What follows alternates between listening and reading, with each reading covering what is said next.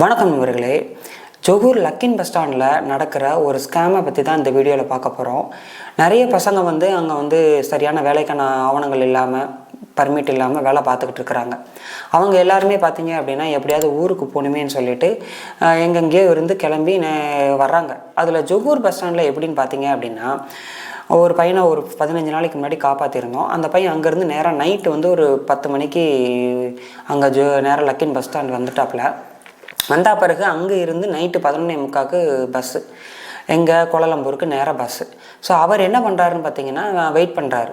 அப்போது இந்த மாதிரி ஜொகூர் பஸ் ஸ்டாண்ட்லேயே பார்த்தீங்க அப்படின்னா, நான் இமிக்ரேஷனோட ஆள், நான் தகவல் கொடுத்துருவேன், நீ இல்லீகல் இமிக்ரெண்ட்ஸ், அதாவது சட்டவிரோதமாக இருக்கிறவன் அப்படின்னு சொல்லி மிரட்டி நீ காசு கொடு அப்படின்னு சொல்லிட்டு நிறைய பசங்க அங்கே யாரெல்லாம் இந்த மாதிரி ஒன்றும் தெரியாமல் இந்த மாதிரி இருக்கிறாங்களோ, நம்ம தமிழ் பசங்களை மோஸ்ட்லி டார்கெட் பண்ணுறது. அதுவும் யாருன்னா தமிழன் தான், வேறு யாருமே கிடையாது.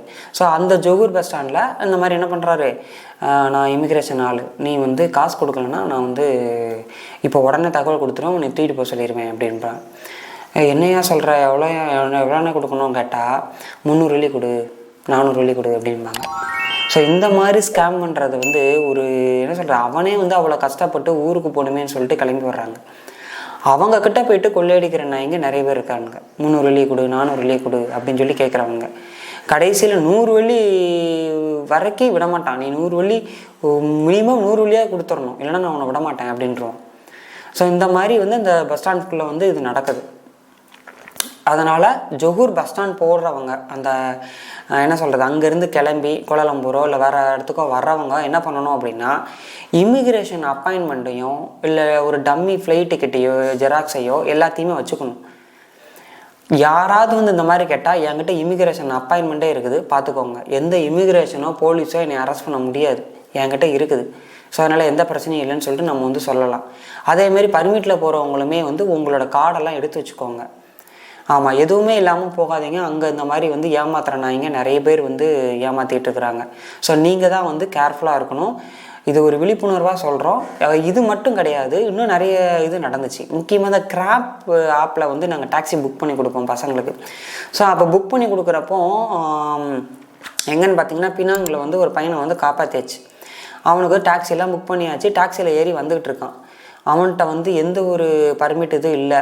அவனுக்கு ஒயிட் பாஸ்போர்ட் தான் அடிச்சுட்டு போகிற மாதிரி இருக்கும். அப்போ என்ன பண்ணுறாங்க அப்படின்னா, நீ அப்போ உங்கள்கிட்ட ஒன்றுமே இல்லை, இப்போ நீ எனக்கு காசு கொடுக்கல அப்படின்னா நான் நேராக உன்னை போலீஸ் ஸ்டேஷனில் விட்டுருவேன் அப்படிங்கிறான். இல்லைன்னா நான் என்ன செய்கிறது, உன்னை இமிக்ரேஷன் ஆஃபீஸில் போய் விட்டுருவேன் அப்படிங்கிறான். ஸோ அப்போ மிரட்டுறப்போ இந்த பையன் என்ன பண்ணுறான், வேறு வழி இல்லைன்னு சொல்லிட்டு காசு கொடுத்துட்டு வந்தான். எக்ஸ்ட்ரா காசு, அந்த கிராப்பு காசு போக அவனுக்கு ஒரு 200 வெள்ளி எக்ஸ்ட்ரா.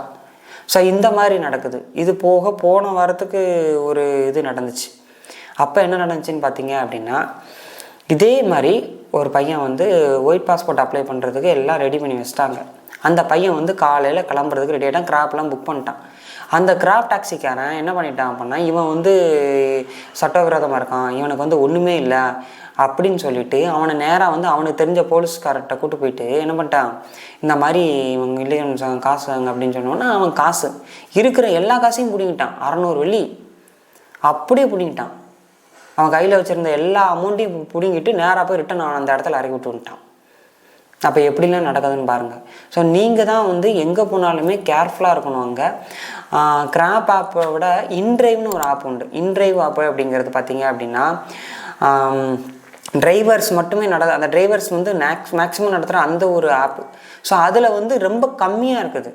ஸோ அதில் ரொம்ப ரொம்ப சீப்பாகவும் இருக்கும். ஸோ அதில் கூட நீங்கள் அப்ளை பண்ணினீங்கன்னா கூட ஈஸியாக போகலாம். அதில் கூட நிறைய சீட்டிங் நடக்கலை, அதேமாதிரி ப்ரைஸஸும் கம்மியாக வந்துச்சு. கிராப் டாக்ஸி ஓட்டுறவங்க நிறைய பேர் இந்த மாதிரி தவறுகளில் ஈடுபடுறாங்க. ஸோ அவனே கஷ்டப்பட்டு ஊருக்கு போகணுமேன்னு சொல்லிட்டு ரிட்டன் வர்றாங்க. ஆனால் அவன்கிட்ட போய் காசை பிடிங்கிட்டு அனுப்பிட்டு இருக்கிறானுங்க. அதனால் நிறைய பேர் இந்த மாதிரி தவறில் ஈடுபடுறாங்க. நீங்களே கேர்ஃபுல்லாக இருந்துக்கோங்க.